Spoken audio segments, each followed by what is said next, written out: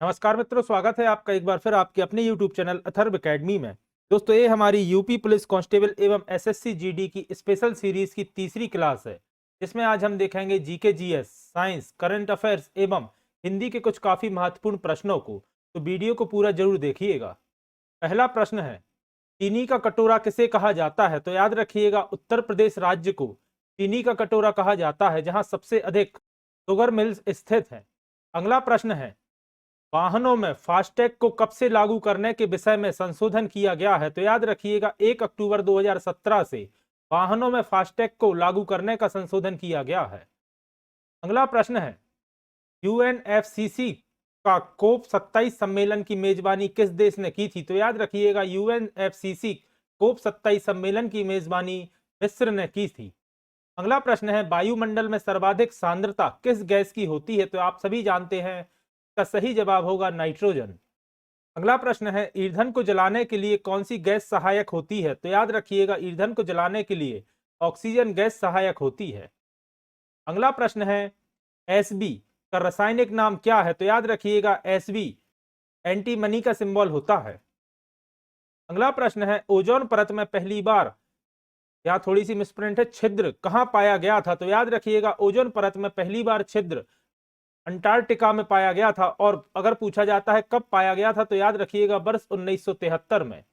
अगला प्रश्न है, स्वतंत्रता के पश्चात भारत के पहले रक्षा मंत्री कौन थे? तो याद रखिएगा, बलदेव सिंह स्वतंत्रता के पश्चात भारत के पहले रक्षा मंत्री थे। अगला प्रश्न है, किस संविधान संशोधन के द्वारा नागरा और दादर हवेली को भारत में शामिल किया गया था? तो इसका सही जवाब होगा 10वें संविधान संशोधन के तहत। 1961 में संविधान में 10वें संशोधन के द्वारा दादरा और नागर हवेली को भारत का हिस्सा बना लिया गया था और 1987 में इन्हें केंद्र शासित प्रदेश घोषित किया गया था। अगला प्रश्न है, भारत का सबसे छोटा राष्ट्रीय उद्यान कौन सा है? तो याद रखिएगा, साउथ बटन आइलैंड राष्ट्रीय उद्यान भारत का सबसे छोटा राष्ट्रीय उद्यान है। दक्षिण बटन द्वीप राष्ट्रीय उद्यान का क्षेत्रफल 0.03 वर्ग किलोमीटर है और यह अंडमान निकोबार द्वीप समूह पर स्थित है। इसकी स्थापना 1987 में की गई थी। अगला प्रश्न है, आलू में कौन सा रोग होता है? तो इसका सही जवाब होगा झुलसा रोग। इसके अलावा यह प्रश्न इस तरह ही पूछा जाता है कि झुलसा रोग किससे संबंधित है? तो याद रखिएगा, झुलसा रोग आलू में होने वाला एक रोग है। अगला प्रश्न है, रोलेट एक्ट कब लागू हुआ था? तो याद रखिएगा, 21 मार्च 1919 में रोलेट एक्ट लागू किया गया था।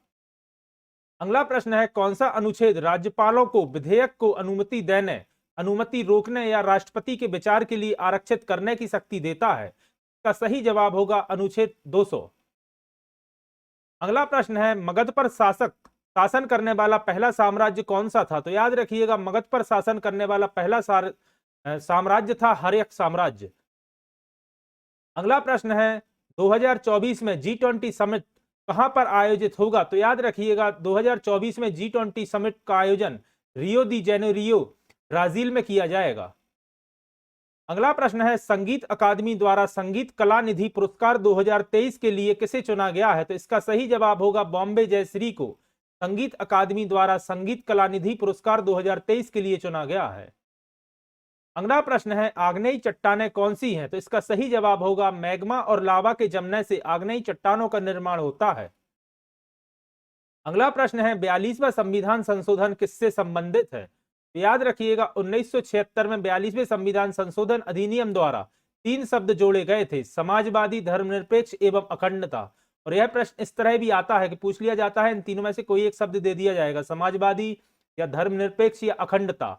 और इन्हें कब जोड़ा गया था? तो याद रखिएगा 1976 में। और किसके तहत जोड़ा गया था? तो याद रखिएगा 42वें संविधान संशोधन के तहत। अगला प्रश्न है, एलिस एडवेंचर इन वंडरलैंड के लेखक कौन है? दोस्तों, काफी महत्वपूर्ण प्रश्न है। एलिस एडवेंचर इन वंडरलैंड के लेखक हैं लुइस कैरल।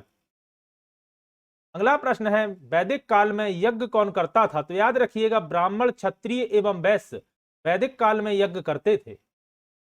अगला प्रश्न है, सांची के स्तूपों में कितने तोरण है? तोरण का मतलब होता है मुख्य द्वार। तो याद रखिएगा, सांची के स्तूपों में कुल 4 तोरण है। सांची मध्य प्रदेश के रायसेन जिले के अंतर्गत आता है, याद रखिएगा। अगला प्रश्न है, अनुच्छेद 108 का संबंध किससे है? तो याद रखिएगा, संसद की संयुक्त बैठक को राष्ट्रपति द्वारा बुलाया जाता है, यह उल्लेखित किया गया है अनुच्छेद 108 में। अगला प्रश्न है, कौन सी फसल निर्वाह फसल उत्तर प्रदेश से है? इसका सही जवाब होगा चावल, मक्का, सभी दालें, गेहूं एवं तिलहन। अगला प्रश्न है, रविंद्रनाथ टैगोर ने अपनी सर या नाइटहुड की उपाधि क्यों लौटा दी थी? याद रखिएगा, जलियांवाला बाग हत्याकांड से आहत होकर रविंद्रनाथ टैगोर ने अपनी सर या नाइटहुड की उपाधि लौटा दी थी। अगला प्रश्न है, सबसे अधिक वर्षा किस शहर में होती है? तो दोस्तों इस शहर का नाम है मासीनराम और यह मेघालय में स्थित है, जहां सबसे अधिक वर्षा दर्ज की जाती है। अगला प्रश्न है, विश्व स्वास्थ्य संगठन या जिसे WHO के नाम से जाना जाता है, इसका मुख्यालय कहां स्थित है? तो याद रखिएगा, इसका मुख्यालय जिनेवा स्विट्जरलैंड में स्थित है। विश्व स्वास्थ्य संगठन का विश्व स्वास्थ्य संगठन की स्थापना 7 अप्रैल 1948 को की गई थी। इसका मुख्यालय जिनेवा स्विट्जरलैंड में स्थित है, इसलिए प्रतिवर्ष 7 अप्रैल को विश्व स्वास्थ्य दिवस के रूप में मनाया जाता है। अगला प्रश्न है, सबसे बड़ा महाद्वीप कौन सा है? तो याद रखिएगा, एशिया महाद्वीप सबसे बड़ा महाद्वीप है। 7 प्रमुख महाद्वीप में से एशिया सबसे बड़ा महाद्वीप है। 7 प्रमुख महाद्वीप जल निकायों द्वारा अलग किए जाते हैं। यह महाद्वीप हैं एशिया, यूरोप, अफ्रीका, उत्तरी अमेरिका, दक्षिणी अमेरिका, ऑस्ट्रेलिया एवं अंटार्कटिका। भूभाग का सबसे बड़ा भाग उत्तरी गोलार्ध में स्थित है, याद रखिएगा। यूरोप और एशिया के संयुक्त भाग को यूरेशिया भी कहा जाता है। अगला प्रश्न है, असम में राष्ट्रीय फॉरेंसिक विज्ञान महाविद्यालय के गुवाहाटी परिसर का उद्घाटन किसने किया था? याद रखिएगा, केंद्रीय मंत्री अमित शाह ने असम में राष्ट्रीय फॉरेंसिक विज्ञान महाविद्यालय के गुवाहाटी परिसर का उद्घाटन किया था। केंद्रीय गृह मंत्री अमित शाह ने असम में राष्ट्रीय फॉरेंसिक विज्ञान महाविद्यालय या विश्वविद्यालय के गुवाहाटी परिसर का उद्घाटन किया। असम सरकार ने इस साल की शुरुआत में गुवाहाटी में NFSU की स्थापना को मंजूरी दी थी। NFSU का मतलब होता है नेशनल फॉरेंसिक साइंस यूनिवर्सिटी। अगला प्रश्न है, राजस्थान में हर साल कौन से प्रवासी पक्षी आते हैं? तो इन पक्षियों का नाम है कुरजा, जो कि राजस्थान में हर साल आने वाले प्रवासी पक्षी हैं। राजस्थान में हर साल लगभग 50 स्थानों पर कुरजा पक्षी आते हैं। इन पक्षियों की सबसे बड़ी संख्या रीचन में दिखाई देती है। अगला प्रश्न है, कर्णबालू यहाँ स्प्रिंट पर्वत कहां पर स्थित है? तो इसका सही जवाब होगा मलेशिया में कर्णबालू पर्वत स्थित है। अगला प्रश्न है, सबसे छोटा महाद्वीप कौन सा है? तो याद रखिएगा, ऑस्ट्रेलिया महाद्वीप सबसे छोटा महाद्वीप है। अगला प्रश्न है, यूराल पर्वत एशिया को किस महाद्वीप से अलग करता है? तो याद रखिएगा, यूराल पर्वत एशिया को यूरोप से अलग करता है। और यह प्रश्न इस तरह भी आता है कि यूरोप को एशिया से कौन सी पर्वत श्रृंखला या कौन सा पर्वत अलग करता है? तो याद रखिएगा, इसका सही जवाब होगा यूराल पर्वत। यूराल पर्वत एशिया को यूरोप से अलग करता है। जब पश्चिमी रूस से उत्तर से दक्षिण तक फैली यह पर्वत श्रृंखला है। यह आर्कटिक महासागर से कैस्पियन सागर तक फैला हुआ है। यूराल पर्वत की लंबाई लगभग 2000 किलोमीटर है। अगला प्रश्न है, क्लोरोफाइसी शैवाल कैसे होते हैं? तो याद रखिएगा, क्लोरोफाइसी शैवाल होते हैं हरे रंग के और इन्हें ही समुद्री घास भी कहा जाता है। अगला प्रश्न है, अंडा देने वाला स्तनधारी निम्न में से कौन सा है? तो याद रखिएगा, प्लेटिपस स्तनधारी अंडा देने वाला स्तनधारी होता है। अगला प्रश्न है, एक स्थितिज ऊर्जा होती है तो दूसरी ऊर्जा कौन सी होती है? तो याद रखिएगा, दूसरी होती है गतिज ऊर्जा। अगला प्रश्न है, लाल रक्त कणों का जीवन काल कितना होता है? तो याद रखिएगा, लाल रक्त कणों का जीवन काल होता है 120 दिन का। अगला प्रश्न है, सर्वग्राही रक्त समूह कौन सा होता है? तो याद रखिएगा, AB रक्त समूह सर्वग्राही रक्त समूह होता है एवं O रक्त समूह सर्वदाता रक्त समूह होता है, याद रखिएगा। अगला प्रश्न है, केमिस्ट्री शब्द की उत्पत्ति किस देश में हुई थी? तो याद रखिएगा, केमिस्ट्री शब्द की उत्पत्ति मिस्र में मानी जाती है। अगला प्रश्न है, रसायन विज्ञान के क्षेत्र में सर्वप्रथम नोबेल पुरस्कार किसे दिया गया था? तो याद रखिएगा, JH वान हाफ को रसायन विज्ञान यानी कि केमिस्ट्री के क्षेत्र में पहला नोबेल पुरस्कार दिया गया था। अगला प्रश्न है, हाइड्रोजन के कितने समस्थानिक होते हैं? तो याद रखिएगा, हाइड्रोजन के कुल 3 समस्थानिक होते हैं। अगला प्रश्न है, सर्वाधिक समस्थानिक किस धातु के होते हैं? तो याद रखिएगा, सर्वाधिक समस्थानिक पोलोनियम धातु के होते हैं। अगला प्रश्न है, नीला थोथा नाम से किसे जाना जाता है? तो कॉपर सल्फेट को नीला थोथा के नाम से जाना जाता है और यह प्रश्न पहले कई एग्जाम से पूछा जा चुका है। अगला प्रश्न है, जिसे संख्या के रूप में प्रकट किया जा सके उसे क्या कहते हैं? तो दोस्तों उसे राशि कहा जाता है।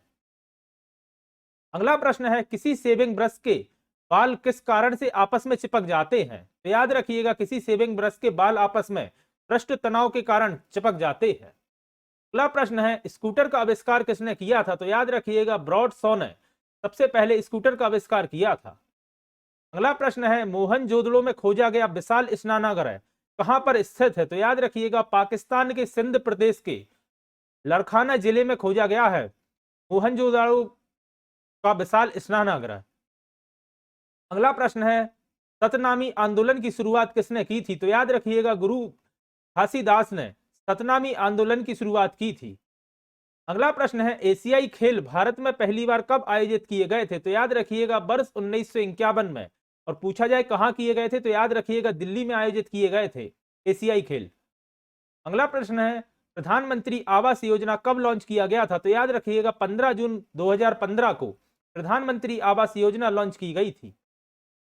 अगला प्रश्न है, एलर्जी को दूर करने के लिए कौन सा विटामिन की जरूरत होती है? तो याद रखिएगा, एलर्जी को दूर करने के लिए विटामिन सी की जरूरत होती है। इसके अलावा याद रखिएगा, विटामिन सी की कमी के कारण स्कर्वी रोग होता है और विटामिन सी का रासायनिक नाम होता है स्कॉर्बिक एसिड और आंवला इसका मुख्य स्रोत है।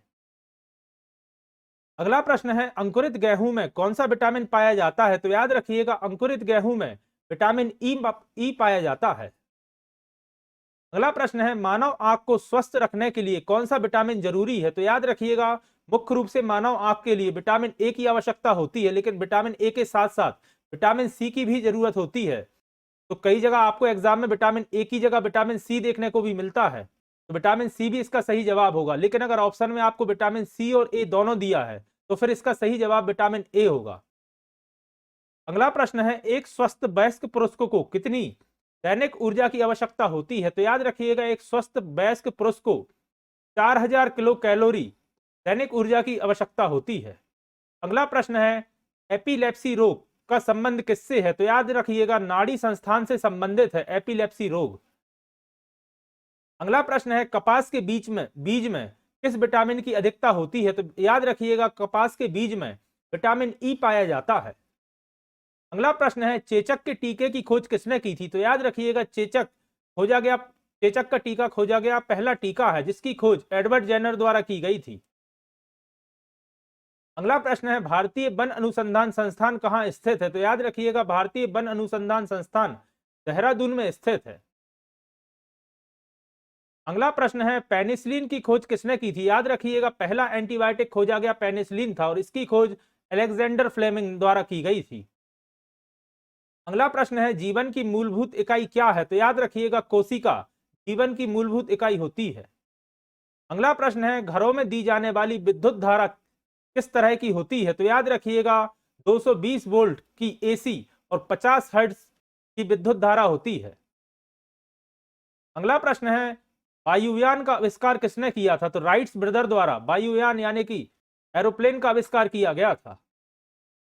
अगला प्रश्न है, भोर के तारे के नाम से किस ग्रह को जाना जाता है? तो याद रखिएगा, शुक्र ग्रह को भोर के तारे के रूप में जाना जाता है या सुबह के तारे के रूप में जाना जाता है।